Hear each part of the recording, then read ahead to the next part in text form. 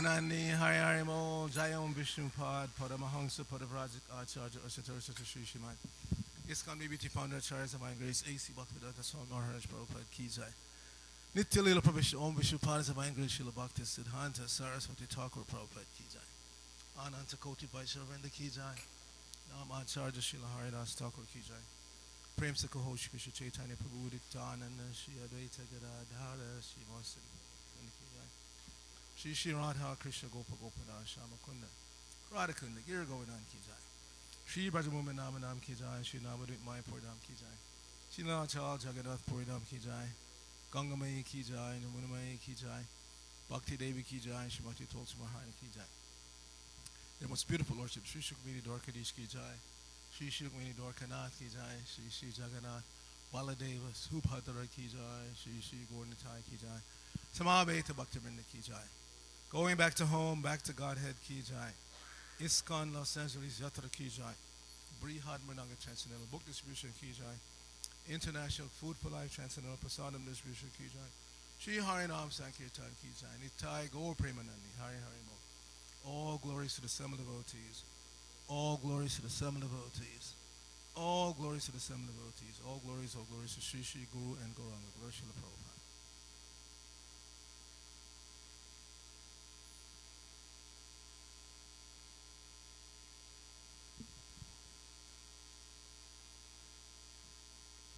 Narayanam Namaskritya Naram Chaiva Narottamam Deving Sarasatim Vyasam Tato Jayamadhiraya. Before reciting the Srimad Bhagavatam, which is our very means of conquest, let us offer respectful obeisances unto the personality of God and Lord Narayan, unto Narayan Rishi, the supermost human being, unto Mother Saraswati, the goddess of learning, unto Srila Vyasadeva, the author, and unto Srila Prabhupada, who is the translator, commentator, and our spiritual master. Nashta Prayeshu Bhadreshu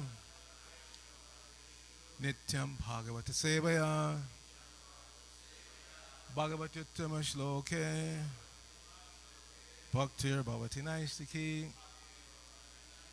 By regularly attending the Srimad Bhagavatam class and by rendering service unto the pure devotee, all that is troublesome to the heart is almost completely destroyed, and loving devotional service unto the personality of Godhead, whose worship with transcendental songs becomes established as an irrevocable fact. Om Namo Bhagavate Vasudevaya. Om Namo Bhagavate Vasudevaya. Om Namo Bhagavate Vasudevaya.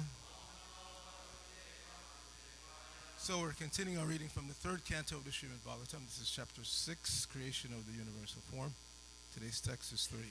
So, Nupravishto Bhagavans Sheshta Rupena Tam Ganam Binnam Sangyojayam Asa Suptam Karma Prabhodayan Sonu Pravishto Bhagavans Sheshta Rupena Tanganam Binnang Sangyojayamasa Suptam Karma Prabodhayan Sonu Pravishto Bhagavans Sheshta Rupena Tanganam Binnang Sangyojayamasa Suptam Karma Prabodhayan Sonu Pravishto Bhagavan Sheshta Rupena Tanganam Binnang Sangyojayamasa Suptam Karma Prabodhayan. Please chant.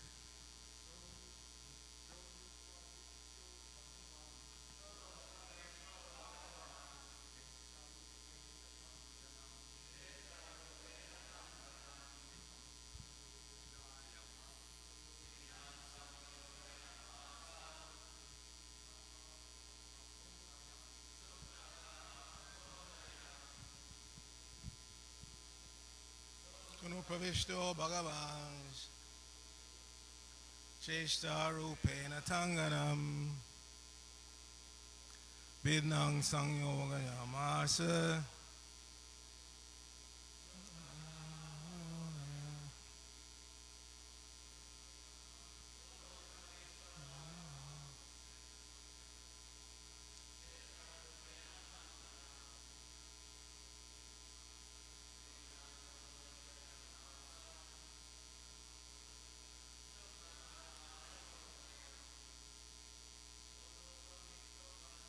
Sonu Pravishto Bhagavan Cheshta Rupena Tanganam Bidnang Sangyogayamasa Suptang Karma Prabodaya. Sonu Pravishto Bhagavan Cheshta Rupena Tanganam Binnang Sangyojayamasa Suktang Karma Prabodaya. Sonu Pravishta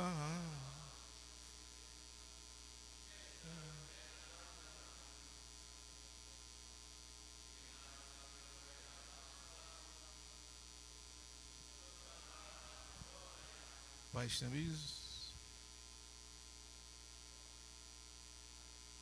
Sonu Pravishto Bhagavan Cheshta Rupena Tanganam Binnang Sangyojayamasa Suktang Karma Prabodaya.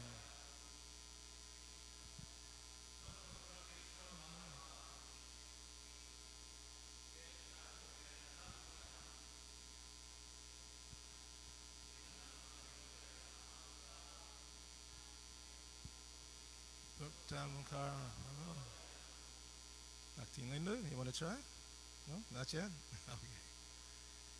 All right, so before we do the translation and purport, I'm going to say a few words about Vakreshwar Pandit. Is this his appearance or disappearance? I think it's appearance day. And also, I'm going to show a little video from my recent visit to New York Rath Yatra. Actually, this is the day before Rath Yatra, but it's relevant to what we're going to say today. So, synonyms. Saha, that. Anupravishtaha, thus entering later on.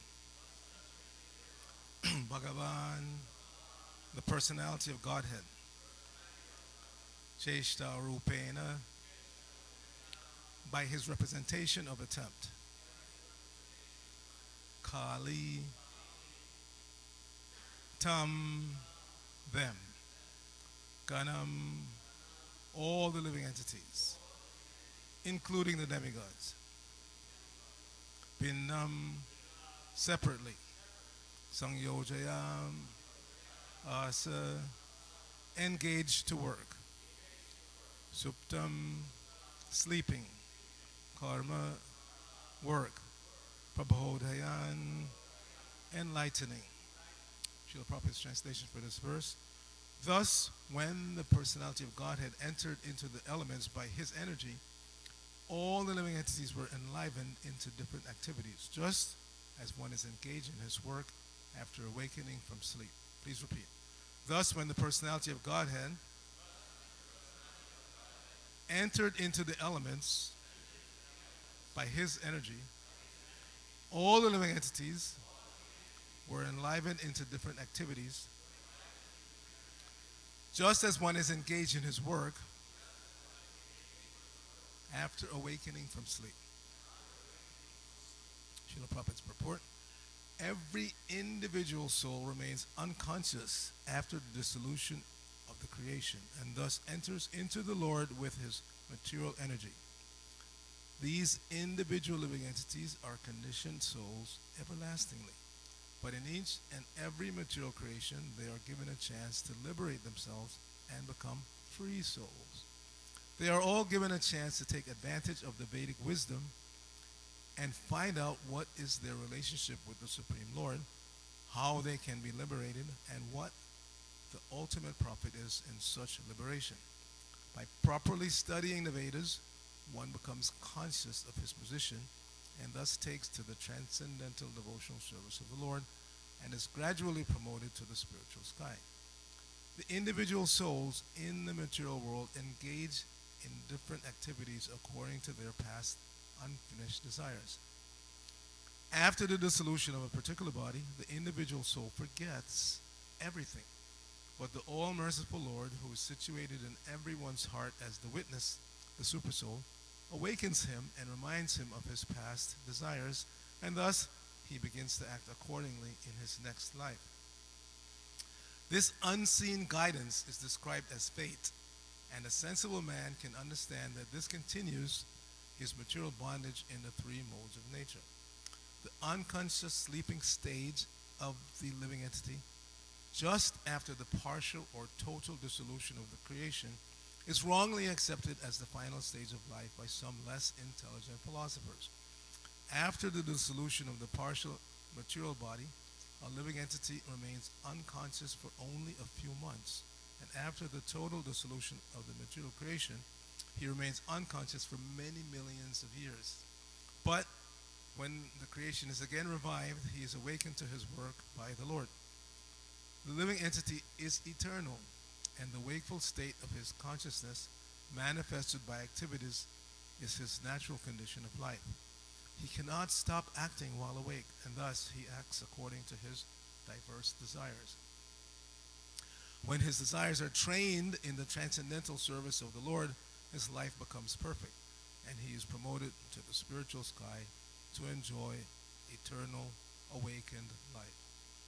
Nama Om Vishnu Padaya Krishna Prishtaya Bhutale Srimate Bhaktivedanta Swamini Tinamine Namaste Saraswate Deve Gauravani Pacharine Nirvishesha Shunyavadi Paschachade Shatarne Om Agyana Timarandasya Gyananjana Shalakaya Chakshu Unmilitam Jena Tasmai Shri Gurave Namaha Chi Chaitanya Manobhishtang Stapitam Jena Bhutale Swayam Rupa Kadamayam Dadati Swapadantikam Vandeyahang Shri Guru Shri Tapada Kamalam Shri Gurun Vaishnavangscha Shri Rupam Sagajatam Sahagana Raghunathan Vitam Tang Sajivam Sadvaitam Sabarutam Parijana Sahitam Krishna Chaitanya Devam Shri Radha Krishna Pada and Sahagana Lalita Shri Vishakhanvatangscha Hey Krishna Karuna Sindhu Dina Bando Jagatpate Gopesha Gopika Kanta Radha Kanta Namosate Tapta Kanchana Gorangi Radhe Vrindavaneshwari Vishavanu Sute Devi Pranamami Hari Priye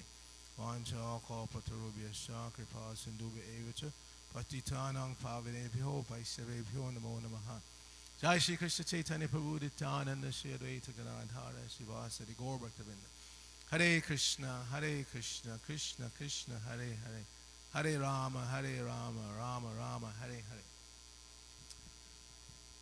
So, atra sarga vasargasya stanam poshanam utaya manvantarishana kata niroda muktir ashaya. These are the 10 subjects of the Srimad Bhagavatam, as stated in the Bhagavatam itself. And now we're in the beginning stages, sarga and visarga, creation and subsequent creation. Here it's mentioned that the living entities, at the end of the partial and total dissolution of material worlds, they go into a sleep-like state, which is called, who knows the Sanskrit word? Susupti. Yes. And we experience that in our regular lives. We have our waking stage, we have our sleeping stage, and then we have what's called a deep sleep, like when you get an anesthesia for an operation. I've had 3 operations, so I know. Only one was a total, where they knocked me out completely. So that's, Susupti is like that. You're alive, but you don't remember anything. You don't experience anything. They cut you with a knife and you don't feel anything. That's Susupti. So the living entities, at the end of the total dissolution of the material energy, they get withdrawn into the body of the Mahavishnu. Now I've stated several times that always puzzled me. That how is it we get drawn into the body of the Supreme Lord, Mahavishnu, but we come out contaminated? And you think if you come in contact with the Lord, you become purified. But that just shows Krishna's mercy. He does not interfere with our minute independence, because we still had material desires at the end of that dissolution. Even though we get withdrawn into the body of Mahavishnu, we don't lose those desires, and the Lord doesn't interfere with them. So at this point now, we're hearing how he injects the living entities back into the material energy and awakens them to those previous desires. Just like we go to sleep at night And we forget. We may be a doctor or a lawyer or a teacher or a student, whatever. But while we're sleeping, we think we're something else. We're an eagle flying in the sky, or we're a spaceman, or whatever. And then the alarm goes off. Usually sound wakes you up, right? The alarm goes off, or your spouse or your mother says, get up. And then you remember who you are. But this is also kind of a dream, this material existence that we're going through. Because we're not really these male or female or old or young or black or white material bodies. We have absolutely nothing to do with them. Absolutely nothing to do with them. Anartha pasabam sakshad bhakti yoga manokti. Lokasya janata abhidvam chakre sattata sangitam. This material miseries, this is stated in the earlier part of the Srimad Bhagavatam, that the material miseries of the living entity are superfluous to him. They have nothing to do with us. Whatever this body is going through right now, COVID or divorce or whatever you're going through, it has nothing to do with you as an individual. It's just related to this particular material body. But we get so absorbed. It's kind of like, most of us, we're adult here, we have seen some movies in our lifetime. And there's some movies that are so engaging that you actually become the protagonist. You're drawn into the movie. So when the antagonist comes with a knife, you go, you feel like you're being attacked. It's so well done. So the waking, sleeping state that we're in, so we think we're awake, but we're still dreaming. It's so well done by Krishna, so minutely managed that we think that we're in danger, or we're in love, or we're in this, or we're in that. It's just another state of dreaming. So we need to be totally awakened. This is what Bhakti Yoga is all about, that verse I just recited. Anartha pasamam sakshat.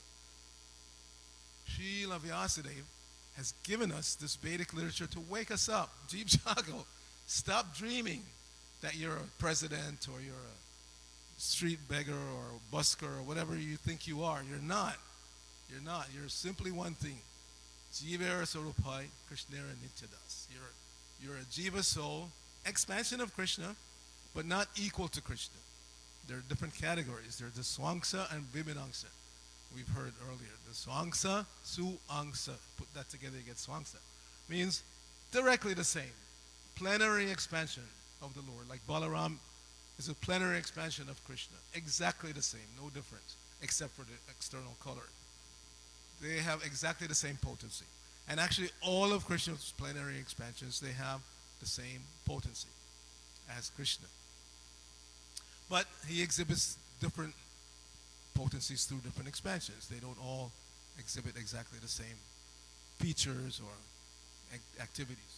And then there's Vibhinangsa, us, the living entity. We're also expansions of the Lord, but not in the same category in terms of potency. We have the same tendencies. That's why Prabhupada said many times, if you want to know God, study yourself.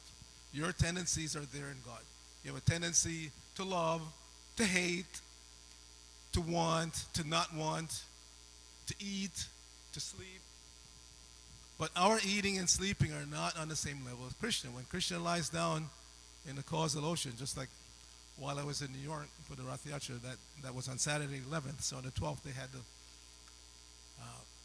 50th anniversary of the installation of Radha Govinda.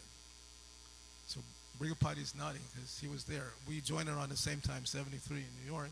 So those were our first deities, at least my first deities. I don't think you had any other deities before that. So it was a special occasion for all of us. So I said a few words. And yeah, so we are awakened, or supposed to be awakened, to the stage of being the eternal servants of Krishna. Anything else that we think we are is not. It's superfluous. It's not reality. It won't last. It's temporary. Temporary. So we're eternal servants of Krishna. And the Lord is so kind that, again, he doesn't interfere with our desires. We go into millions and millions of years of susupti, deep sleep, where we don't remember anything. Then again, we're awakened. We're placed into the material energy. And we pick up where we left off. Somebody at the end of the last total dissolution was in a bird form, so they come back again in a bird form. Somebody was in a human form. Somebody was a demigod. It's not that all the demigods get liberated to the spiritual world. Even Lord Brahma doesn't sometimes make it back to the spiritual world, depending on his state of consciousness at that final dissolution. So this is what Vyasadeva is giving us in the Vedas, primarily, starting out. Bhagavad Gita. You're not this body, you're a spirit soul. You're meant to engage in the Lord's service. You must serve. Every one of us has to serve. You got to serve somebody, as Naranta, our famous Godbrother singer, likes to say. You got to serve somebody. Maybe the devil, maybe the Lord, but you got to serve somebody. Everybody has to serve someone. The cat, the dog, your parents, your country, everybody has to render service. And so where is the best place for me to put my service energy? That's the question in the human form of life. We can question that. The animals can't. They just naturally, instinctively do. They give service. Even the most ferocious animals, they serve their children, at least the mother, very, very tenderly. A polar bear, the biggest land predator on the planet.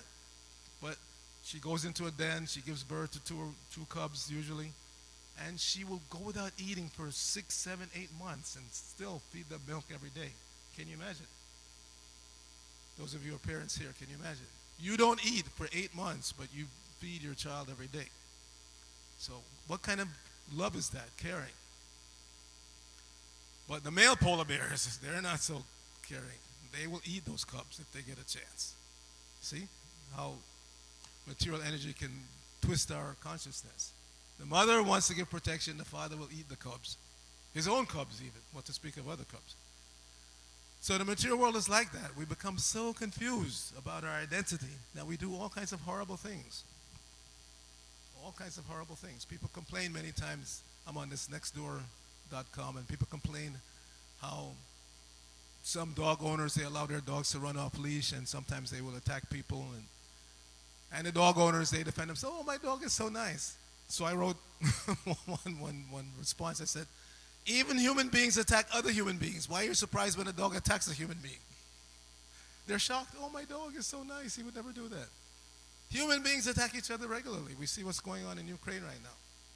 All over the world, not just Ukraine. Right here in Los Angeles, if you're not careful, you walk down the street, somebody will attack you. So this is how confused the pure living entity becomes when they're injected into the material energy and covered by the 3 modes of material nature. So we need to wake up. So this is what's happening here. It's being stated how the Lord injects us back into the material energy, awakens us to our previous desires.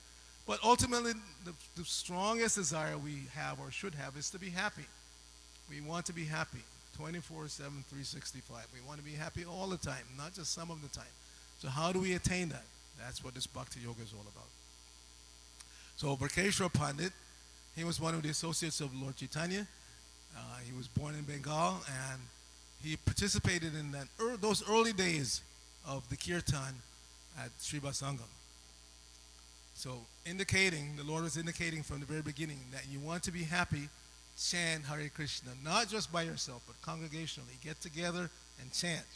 So in the beginning, it was just the insiders.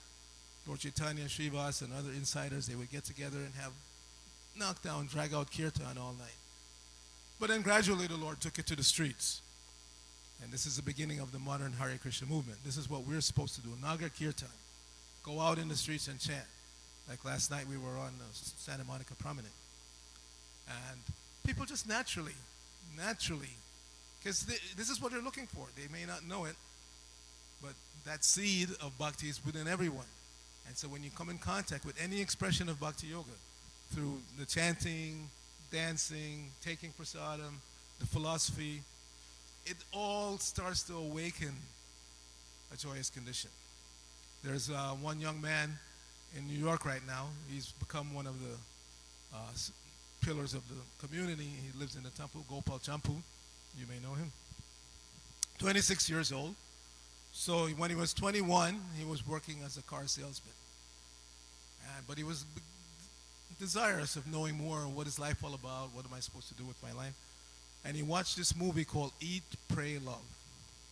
Eat, Pray, Love. There was a movie by that name. I didn't see it personally, but it's famous. It's out in the... And so in that movie, the Bhagavad Gita was mentioned. So he decided I should find this Bhagavad Gita. So he went online and searched, and he bought a Bhagavad Gita on eBay. It was the original abridged version. First there was a Macmillan version, and then there was this abridged version, which was the first one that I worked on production-wise at the BBT. So it was an abridged. In other words, it didn't have the Sanskrit. It just had the translation in purport, and it had a yellow jacket. So he found that online on eBay, and he bought it. He read it and decided he wanted to become a devotee.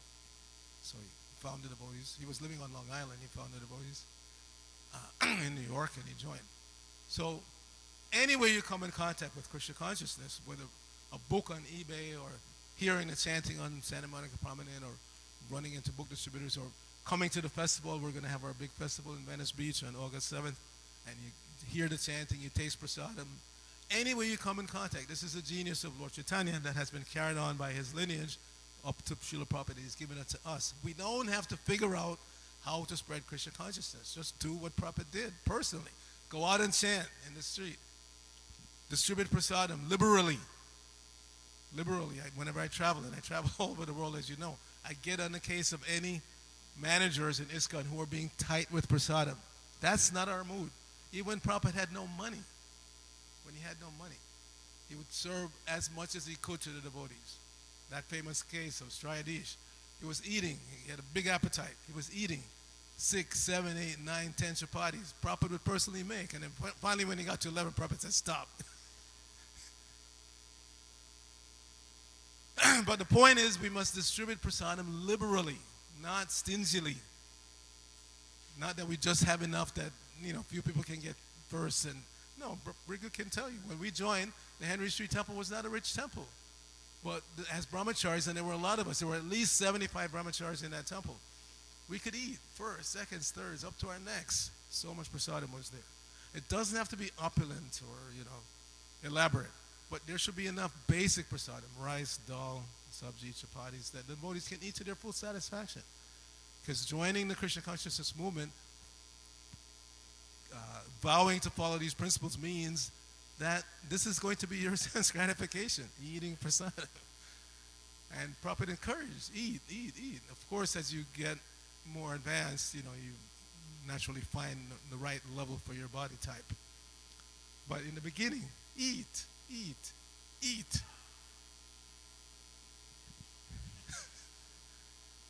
prasadam. Eat and then don't go to sleep. Chant. So I brought one video. In New York, there's a Harinam party that goes out every day. And they have this one spot. How many of you have been to New York? Put your hands up. So Times Square is not just one spot. People tend to think of 42nd and Broadway, but it's actually an area. So on the north end of Times Square, there's another little square called Father Duffy Square. So that's where they usually set up. The city has given them permission to set up a platform and microphones and speakers and everything. So practically every day they go to the spot. So this was the day before Rath Yatra, and this Mataji who's leading right now, her name is Brajasaki. So we're going to play this so you get an idea of chanting in New York. Krishna, Krishna, Hare Hare.